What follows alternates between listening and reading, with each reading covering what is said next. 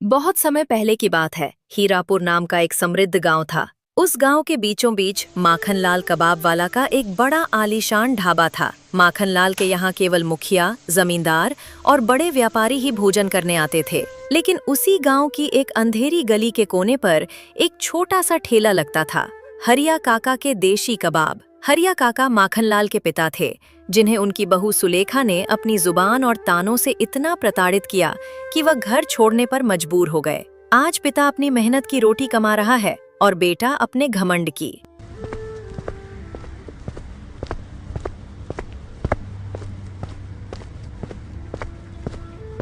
बापू, ये भीड़ देख रहे हो?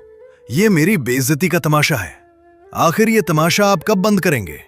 बेइज्जती नहीं बेटा, ये उन लोगों का भरोसा है जो सच पहचानते हैं। तू अपनी फिक्र कर। काका, नाक पे रुमाल रखना पड़ रहा है यहाँ। आपकी इस गंदी दुकान ने हमारी हवेली की साख मिट्टी में मिला दी है। बहू, साख महलों से नहीं, चरित्र से बनती है। इस ठेले की धूल तेरी हवेली के पेंट से ज्यादा साफ है। लोग हंसते हैं मुझ पर, कहते करोड़पति का बाप सड़क पर कोयला फूंकता है। क्या कमी छोड़ी थी मैंने? कमी तूने नहीं, तेरी नीयत ने छोड़ी है। तूने बाप को घर में नहीं, कोने में जगह दी थी। जगह तो दी थी ना। अब यहाँ सड़क पर खड़ा होकर सहानुभूति बटोरना बंद कीजिए और घर चलिए। सहानुभूति नहीं, ये मेरी मेहनत की कमाई है। जो सुकून यहां है वो तेरे उस बंद कमरे में नहीं। बापू, जिद छोड़िए, मैं आपको इससे दुगना पैसा दूंगा। बस ये ठेला यहां से हटा लीजिए। मेरी साख का सवाल है। पैसा तू दे देगा माखन, पर वो बरकत कहां से लाएगा जो इस धुएं और मेहनत के पसीने में है? बरकत की बातें छोड़िए, हमारे पास चांदी की थालियां हैं। इन मजदूरों के दोने आपके स्टेटस को शोभा नहीं देते। चांदी की थाली में घमंड परोसा जाता है सुलेखा, और मेरे इन दोनों में प्यार। फर्क तो रहेगा ही। मैंने हुनर आपसे ही लिया है, पर उसे व्यापार बनाया है। आपकी ये पुरानी सोच अब काम नहीं आएगी। तूने नुस्खा तो ले लिया माखन, पर वो रूह नहीं ला पाया। जिस दिन घमंड चढ़ेगा, स्वाद बिगड़ जाएगा। चलिए माखन, इन्हें इसी कीचड़ ने सड़ने दीजिए। इन्हें हमारी रईसी की चमक कभी समझ नहीं आएगी। जाओ बहू, अपनी चमक संभालो। याद रखना, मिट्टी से ही स्वाद आता है और अंत में मिट्टी ही सत्य है। इतनी बात कर वे दोनों वहां से चले गए।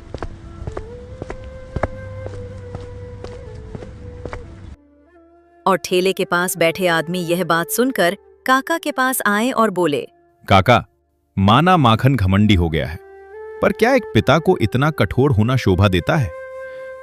आखिर बुढ़ापे की लाठी तो वही है। लाठी जब खुद ही पीठ पर वार करने लगे रहमत, तो उसे तोड़कर फेंक देना ही बेहतर है। मेरा बेटा बहुत पहले मर चुका था, आज तो बस एक व्यापारी खड़ा था। ऐसा क्या पहाड़ टूट पड़ा काका? लोग कहते हैं आप घर की सुख सुविधा छोड़कर अपनी जिद की वजह से यहां धूल फाक रहे हैं। सुख सुविधा? रहमत भाई, जिस बिस्तर पर मेरी पत्नी ने तड़प तड़प कर जान दी, क्या उस पर सोना मेरे लिए सुख होता? वो बिस्तर नहीं, मेरे लिए कांटों की सेज थी। सुना है वो बीमार थीं, पर माखन के पास तो पैसों की कमी नहीं थी। क्या इलाज में कोई कमी रह गई थी जो आप इतने आहत हैं? कमी पैसों की नहीं, नीयत की थी। डॉक्टर ने कहा था शहर ले जाओ, ऑपरेशन होगा तो बच जाएंगी। मैं झोला लेकर सुलेखा के सामने हाथ जोड़ता रहा। सुलेखा के पास तो घर की चाबियां थीं, क्या उसने तिजोरी नहीं खोली? अपनी सास की जान के लिए उसने 2-4 गहने भी नहीं दिए? उसने कहा, बुढ़ापे में हड्डी हड्डी गल चुकी है, अब इन पर पैसा लगाना मिट्टी में कुआं खोदना है। उसने जीते जी अपनी सास को मरा हुआ घोषित कर दिया था। राम राम, इतनी भयानक सोच। पर माखन कहा था? क्या उसने अपनी पत्नी को डांटा नहीं? क्या उसे अपनी मां की ममता याद नहीं आई? माखन उस वक्त अपनी नई दुकान के झूमरों के दाम तय कर रहा था। जब मैंने उससे कहा तो उसने मुंह फेर लिया और बोला, सुलेखा सही कह रही है बापू, फालतू का खर्चा मत बढ़ाइए। ये तो जीते जी मां का गला घोटने जैसा हुआ। क्या उसे रत्ती भर भी एहसास नहीं हुआ कि वो अपनी जन्नत खो रहा है? उसे जन्नत नहीं, जमींदार की महफिल प्यारी थी। उस रात मेरी पत्नी ने बिना दवा के, बिना पानी के मेरे हाथों में दम तोड़ दिया। उसकी आंखें दरवाजे पर टिकी थी कि शायद बेटा आएगा। तभी आपने उस आलीशान कोठी को आग लगा दी। और बिना कुछ लिए वहां से निकल आए। अब समझ आया कि आपकी आंखों में ये नमी क्यों है। जिस चौखट पर मां की लाश को कबाड़ समझा गया हो, उस घर की दीवारों में मुझे आज भी चीखें सुनाई देती हैं। ये ठेला मेरा मंदिर है, यहां कम से कम जमीर तो नहीं बिकता। काका, आज से आपका ये ठेला सिर्फ आपका नहीं, हम सबका है। जो बेटा मां का ना हुआ, वो इस गांव का क्या होगा? दौलत की चकाचौंध में वो भूल गया है कि कफन में जेब नहीं होती। आज उसने मुझे नीचा दिखाया, कल वक्त उसे धूल चटाएगा। मेरा स्वाभिमान ही मेरा कबाब है। काका की आप बीती सुनकर चौराहे पर खड़े हर व्यक्ति का सिर सम्मान में झुक गया और माखनलाल के प्रति नफरत की आग सुलग उठी। लोगों ने फैसला कर लिया कि अब वो माखन के खून से सने ढाबे पर कभी कदम नहीं रखेंगे। हरिया काका का छोटा सा ठेला अब हीरापुर की शान बन चुका था, जहां सिर्फ कबाब नहीं, एक टूटे हुए दिल की सच्चाई बिकती थी। लेकिन उधर ढाबे पर माखनलाल के कुछ और ही चल रहा था। अरे माखनलाल, आज बड़ी देर कर दी। हम तो कब से भूखे प्यासे खड़े हैं। क्या कहीं और बड़ी दावत का इंतजाम कर लिया था जो अपनी दुकान ही भूल दे? अरे क्या बताऊं जमींदार साहब, रास्ते में एक छोटा सा हादसा हो गया था।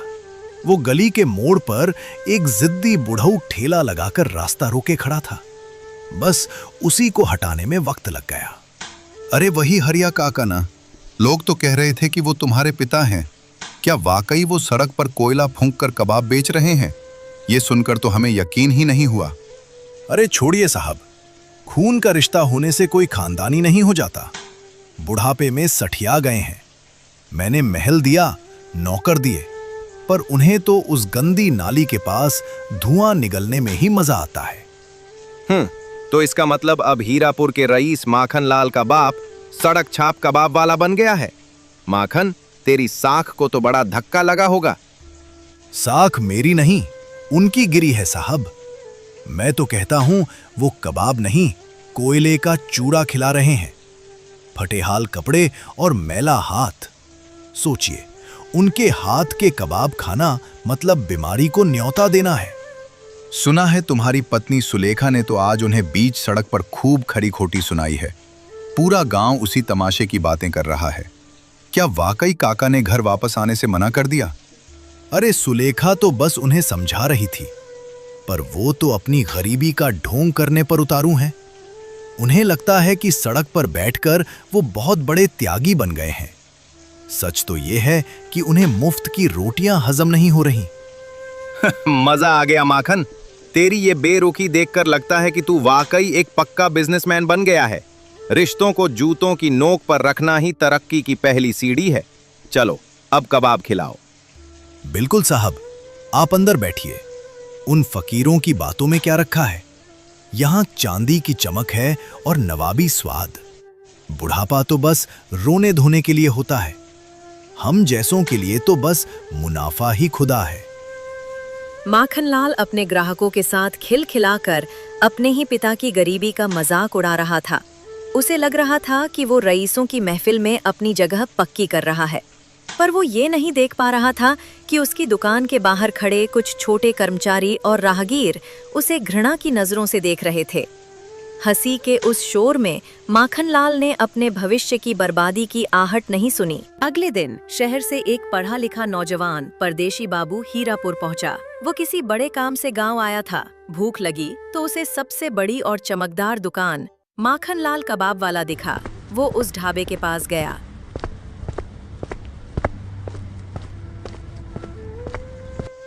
भाई साहब, एक प्लेट कबाब लगा दो, बहुत जोरों से भूख लगी है। वो तुरंत कबाब को खाता है और फिर कहता है, भाई साहब, ये कबाब कुछ खास नहीं लग रहे। मसाला तो बहुत है, पर वो स्वाद नहीं आ रहा जिसकी उम्मीद में मैं यहाँ रुका था। साहब, आप शहर से आए हैं शायद। ये हीरापुर का सबसे महंगा और बेहतरीन ढाबा है। यहाँ स्वाद से ज्यादा हमारी साख और सफाई के चर्चे होते हैं। साख अपनी जगह है, पर खाने में जान होनी चाहिए। खैर, ये लीजिए बिल के पैसे। पर भाई साहब, 4 कबाब के 100 रुपए, ये तो बहुत ज्यादा है। अरे बाबूजी, आप शायद रईसी के कायदे नहीं जानते। यहाँ एसी की हवा है, साफ मेज है और चांदी जैसी चमक वाली प्लेटें। इन सब का पैसा तो लगेगा ही ना। सफाई अच्छी बात है, पर पेट तो स्वाद से भरता है, सजावट से नहीं। आपके दाम आपके काम से मेल नहीं खाते। सुनिए बाबूजी, अगर आपको सस्ता और 2 कौड़ी का खाना खाना है तो सीधा चौराहे पर चले जाइए। वहां मेरा बाप एक गंदा सा ठेला लगाता है। आपके पिता वो ठेला लगाते हैं? पर आप तो यहाँ इतनी बड़ी दुकान चला रहे हैं। अरे वही तो, बुढ़ापे में सठिया गए हैं। गंदे हाथों से कबाब बनाते हैं, कोयले की राख उड़ती है। वहां आपको कचरे के भाव में कबाब मिल जाएंगे। मजे लेने हैं तो वहीं जाइए। आप अपने ही पिता के बारे में ऐसी बातें कर रहे हैं, और वो भी एक अजनबी के सामने। ये सुनकर मुझे स्वाद से ज्यादा आपकी सोच पर ताज्जुब हो रहा है। अरे साहब, बिजनेस में कोई बाप बेटा नहीं होता। वो सड़क छाप हैं और मैं ब्रांड। आपको क्वालिटी चाहिए तो यहां रुकिए, वरना उस धूल भरी दुकान पर जाकर अपनी तबीयत खराब कीजिए। परदेशी बाबू ने माखनलाल को एक अजीब नजर से देखा। इतनी बात कर वो परदेशी बाबू वहां से तुरंत हट जाता है और गांव की तरफ निकल पड़ता है। उस ठेले की तलाश में वो ढूंढते ढूंढते आखिरकार वहां पहुंच ही जाता है। काका, एक प्लेट कबाब लगाइए। सुना है आपके हाथ के स्वाद की चर्चा पूरे गांव में है। जरूर बेटा, बैठो। यहाँ नवाबों जैसा आराम तो नहीं, पर रोटी और रूह को सुकून देने वाला स्वाद जरूर मिलेगा। पहला निवाला खाते ही आंखों में चमक आ गई।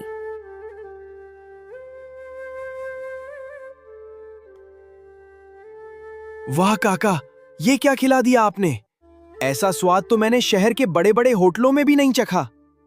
ये सिर्फ मसाला नहीं है बेटा, इसमें ईमानदारी की आंच और बुजुर्गों का आशीर्वाद है। पेट भर गया तुम्हारा? पेट ही नहीं काका, रूह तृप्त हो गई। अभी थोड़ी देर पहले मैं उस बड़ी दुकान पर था, पर वहां सिर्फ दिखावा था, स्वाद तो रत्ती भर नहीं।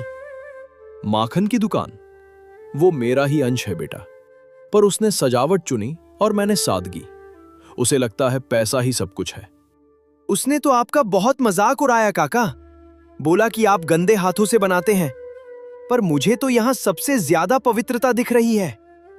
हाथ गंदे कोयले से हुए हैं बेटा, मन से नहीं। माखन के हाथ साफ है, पर उसकी नीयत मैली हो चुकी है। स्वाद हमेशा मन से निकलता है। सच कह रहे हैं आप। वहां कबाब खाकर मुझे एक ठगा हुआ महसूस हुआ, पर यहां खाकर लग रहा है कि मैंने कुछ अनमोल पाया है। ये लीजिए पैसे। अरे बेटा, तुम मेहमान हो, स्वाद पसंद आया, वही मेरी सबसे बड़ी कमाई है। इन चंद पैसों से ज्यादा तुम्हारी मुस्कुराहट की कीमत है। नहीं काका, ये आपकी मेहनत है। और सुनिए, माखनलाल को लग रहा है कि वो जीत गया, पर असली बादशाह तो आप हैं इस चौराहे के। बादशाहत भगवान की है बेटा। मैं तो बस अपनी पत्नी को दी हुई जुबान निभा रहा हूं कि मेहनत की खाऊंगा, चाहे वो धूल में ही क्यों ना मिले। परदेशी बाबू हरिया काका के कबाब खाकर आगे बढ़े और गांव की एक शांत गली में एक बुजुर्ग को बैठे देखा। मदन के मन में यादों का सैलाब उमड़ रहा था। वो उनके पास गया और बड़ी विनम्रता से एक सवाल पूछा। राम राम काका, क्या आप मुझे बता सकते हैं कि हरिया काका का घर कहाँ है? मैं उनकी बेटी माया का बेटा हूँ। क्या तू माया का बेटा है? अरे तू मदन है क्या? वही छोटा मदन जिसे लेकर माया 20 साल पहले शहर गई थी? हाँ काका, मैं वही मदन हूँ। माँ के गुजरने के बाद आज पहली बार अपने नाना के गांव आया हूँ। माँ अक्सर यहाँ की बातें किया करती थी। अरे बेटा, 20 साल बाद नाना की याद आई? बड़ा दुख हुआ सुनकर कि माया अब नहीं रही। चल, मैं तुझे हरिया काका की चौखट तक छोड़ आता हूँ। काका, नाना का घर तो बहुत बड़ा और सुंदर होगा ना? जैसा माँ ने बताया था कि उनके भाई माखन ने बहुत तरक्की कर ली है। बेटा, माखन ने महल तो बना लिया, पर हरिया काका वहां नहीं रहते। चल, तुझे उनके असली घर ले चलता हूं, जहां दरवाजे भी नहीं बचे। दरवाजे नहीं है? ऐसा क्यों काका? क्या नाना इतने गरीब हो गए कि घर की मरम्मत भी नहीं करा सके? ये गरीबी नहीं बेटा, ये माखन और उसकी बहू का सितम है। उन्होंने काका को इस हाल में ला दिया कि वो आज एक टूटे खंडहर में रहते हैं। बिना दरवाजे का घर, इसका मतलब नाना वहां सुरक्षित भी नहीं होंगे। वो अकेले वहां कैसे रहते हैं काका? वो काका मदन को उसके नाना के घर छोड़ दिया। वो घर के अंदर गया और बिस्तर पर बैठ गया और अपने नाना का इंतजार करने लगा। कुछ देर बाद शाम हो गई। हरिया काका घर आए। उस परदेशी बाबू को देखकर चौंक गए और मदन उस ठेले वाले काका को देखकर चौंक गया। दोनों कुछ समझ ही नहीं पाए। अरे, आप तो वही परदेशी बाबू है ना जो दोपहर में मेरे ठेले पर आए थे। आप यहाँ इस वीरान खंडहर में क्या कर रहे हैं? काका, आप यहाँ कैसे? मुझे तो किसी ने बताया था कि ये मेरे नाना हरिया का घर है। मैं उन्हीं का इंतजार कर रहा हूं। बेटा, शायद तुम्हें किसी ने गलत पता दे दिया। इस बदहाल घर में हरिया के नाम पर बस मैं ही रहता हूं। पर तुम कौन हो? काका, आप ही हरिया है। इसका मतलब आप ही मेरे नाना हैं। मैं तो आपको कोई और समझ बैठा था। मैं माया का बेटा मदन हूं नाना। क्या तू मेरी माया का बेटा है? मेरी लाडली बेटी का मदन? 20 साल बाद तू अपनी मां की परछाई लेकर यहां आया है। नाना, ये क्या हाल बना रखा है आपने? दोपहर में मैं जिस दुकान पर गया था वो माखन मामा की थी ना? फिर आप यहां क्यों? हाँ बेटा, माखन मेरा बेटा ही है, पर उसे महलों की हवा लग गई और मैं मिट्टी का आदमी मिट्टी में ही रह गया। तू कहां से आ रहा है? नाना, मां अब इस दुनिया में नहीं रही। वो मरते दम तक कहती थी कि मामा आपका बहुत ख्याल रखते होंगे, पर ये मंजर तो कुछ और ही है। माया चली गई। मेरी बच्ची बिना अपने बाप से मिले ही चली गई। मदन, अब समझ आया कि तू क्यों दोपहर में मुझे इतना अपना सा लगा था। नाना, दोपहर में माखन मामा ने आपका बहुत मजाक उड़ाया। उन्होंने बोला कि आप गंदे हाथों से कबाब बनाते हैं। मुझे क्या पता था कि वो अपने ही पिता को गाली दे रहे हैं। उसे छोड़ दे बेटा, वो रईसी के नशे में है। उसे नहीं पता कि जिस जड़ को वो गंदा कह रहा है उसी से उसकी टहनियां हरी हैं। नाना, मैं तो मामा को जानता तक नहीं था। बस मां के कहने पर यहां आया। पर आज अपनी आंखों से आपका ये हाल देखकर मेरा खून खौल रहा है। तू रो मत बेटा, तू आ गया। इस टूटी झोपड़ी में उजाला हो गया। अब मुझे अपनी मौत का गम नहीं, क्योंकि मेरी माया का अंश मेरे पास है। अगली सुबह सूरज की पहली किरण के साथ ही मदन के भीतर एक संकल्प जाग चुका था। वो नाना के जर्जर घर से निकलकर सीधा माखन लाल की हवेली पहुंचा। उसने सोचा था कि मामा को समझा बुझाकर नाना को उनका हक वापस दिला देगा, लेकिन अरे, तुम फिर यहाँ? कल ढाबे पर कबाब कम पड़ गए थे क्या, जो आज घर तक चले आए? और ये क्या फटेहाल नाना की तरह यहाँ खड़े हो? कुछ चाहिए क्या? नहीं मामा, मांगने नहीं, बताने आया हूं। आप जिसे कल धूल वाला बूढ़ा कह रही थी, वो मेरे नाना है और मैं आपकी ननद माया का बेटा मदन हूं। क्या तू माया का बेटा है? मेरी बहन का मदन? अरे, तू इतना बड़ा हो गया, पर तू उस बूढ़े के पास क्या कर रहा है? यहाँ ये तेरा मामा का घर है। अच्छा, तो तुम माया के बेटे हो। खैर, पहचान अपनी जगह है, पर बेटा, उस गरीब के पसीने से बहुत बदबू आती है। तुम हमारे साथ इस महलों में रहो, वहां सरोगे तो बीमार पड़ जाओगे। बदबूदार पसीना आपके लिए होगा मामी, मेरे लिए तो वो तपस्या की महक है। उस पसीने में जो ईमानदारी है वो आपकी इन इत्र लगी दीवारों में नहीं। आपने नाना को बिना दरवाजे के घर में छोड़ दिया और खुद यहाँ ऐश कर रही हैं। मदन, तू कल का छोकरा मुझे सिखाएगा? वो अपनी मर्जी से वहां सड़ रहा है। उसे गरीबी पसंद है तो मैं क्या करूं? अब तू यहां महलों में रहना चाहता है तो रह, वरना रास्ता नाप। मामा, ये महल और ये घमंड आपको अंधा कर चुका है। अपनी सगी माँ को इलाज के बिना तड़पाने वाले और अपने बाप को सड़क पर छोड़ने वाले को मैं मामा नहीं कह सकता।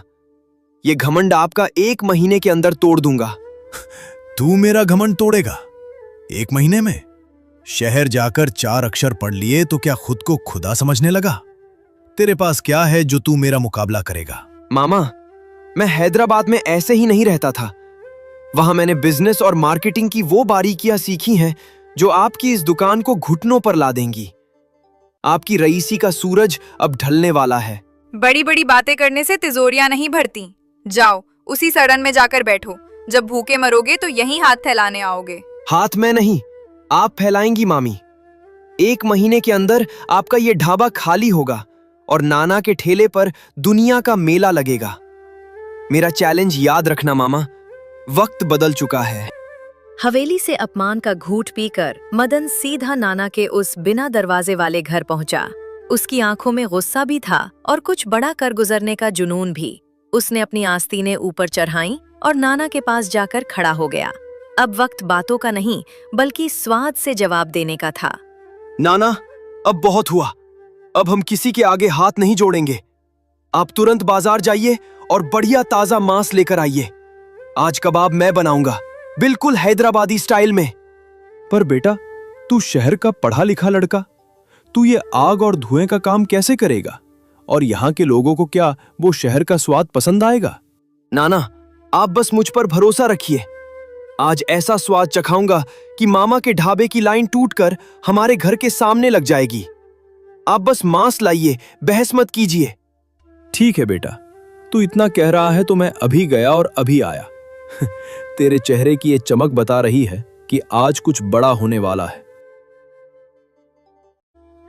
नाना तुरंत मांस लेकर आए। मदन ने अपने थैले से कुछ खास हैदराबादी मसाले निकाले जो वह अपने साथ लाया था। उसने मांस को मैरिनेट किया, धीमी आंच तैयार की और ठेले की पुरानी फट्टी को हटाकर उस पर बड़े बड़े अक्षरों में लिख दिया, हैदराबादी कबाब वाला। वो ठेला उसी चौपाल पर लगा दिया। लीजिए नाना, ठेला तैयार है। आज से हम दोनों साथ मिलकर काम करेंगे। आप गद्दी संभालिए और मैं कबाब की आंच संभालता हूं। देखिए, खुशबू फैलनी शुरू हो गई है। वाह मदन, ये कैसी महक है! ऐसी खुशबू तो मैंने अपनी पूरी जिंदगी में नहीं बनाई। ये तो पूरे चौराहे को अपनी तरफ खींच लेगी। यही तो जादू है नाना। इसमें हैदराबाद की नजाकत है और आपके हाथों की बरकत। देखिए, लोग रुकने लगे हैं। आज से स्वाद का नया दौर शुरू हो रहा है। अरे, काका के ठेले पर आज ये कैसा नया बोर्ड लगा है? और ये खुशबू, ये तो माखन के ढाबे से भी कहीं ज्यादा जबरदस्त है। भाई साहब, एक प्लेट लगाना। आइए भाई साहब, चक्कर देखिए। अगर ऐसा कबाब पहले कभी खाया हो तो पैसे मत दीजिएगा। ये है असली हैदराबादी जायका।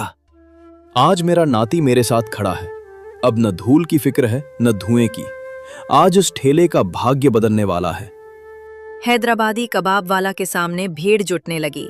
मदन की फुर्ती और उस अनोखे स्वाद ने जादू कर दिया था। लोग प्लेटें चाट रहे थे और माखन लाल के ढाबे की तरफ मुड़कर भी नहीं देख रहे थे। नाना की आंखों में खुशी के आंसू थे, क्योंकि आज उनके अपमान का जवाब उनके अपने खून ने उसी के हुनर से देना शुरू कर दिया था। सूरज ढलते ही चौराहे का मंजर पूरी तरह बदल गया। मदन की जादूगरी और उन हैदराबादी मसालों की महक ने पूरे हीरापुर में खलबली मचा दी थी। जो लोग अब तक दूरी बनाए हुए थे वे खिंचे चले आए और तभी कुछ ऐसा हुआ जिसकी कल्पना भी हरिया काका ने कभी नहीं की थी। हरिया काका, पूरे गांव में बस तुम्हारे इस नए कबाब की चर्चा है। हवा में ऐसी महक है कि घर पर चैन से बैठना मुश्किल हो गया। जरा हमें भी तो चखाओ ये हैदराबादी जायका। मुखिया जी, आप और जमींदार साहब, आप भी। मेरी इस छोटी सी दुकान पर आप जैसे बड़े लोगों का आना, मैं तो धन्य हो गया। अरे काका, स्वाद का कोई छोटा बड़ा घर नहीं होता। कल तक हम माखन के ढाबे की सजावट देखते थे, पर आज तुम्हारा ये नाती शहर का हुनर और तुम्हारी सादगी साथ ले आया है। लीजिए मुखिया जी, लीजिए जमींदार साहब। ये है असली हैदराबादी कबाब। इसमें प्यार भी है और सम्मान भी। चक्कर बताइए, कैसा लगा? मुखिया जी और जमींदार साहब पहला निवाला लेते हैं और उनके चेहरे पर हैरानी और खुशी के भाव आ जाते हैं। लाजवाब। हरिया काका, माखन के यहाँ तो हमने सिर्फ पैसे लुटाए, पर असली तृप्ति तो आज यहाँ मिली है। मदन बेटा, तूने तो आज कमाल कर दिया।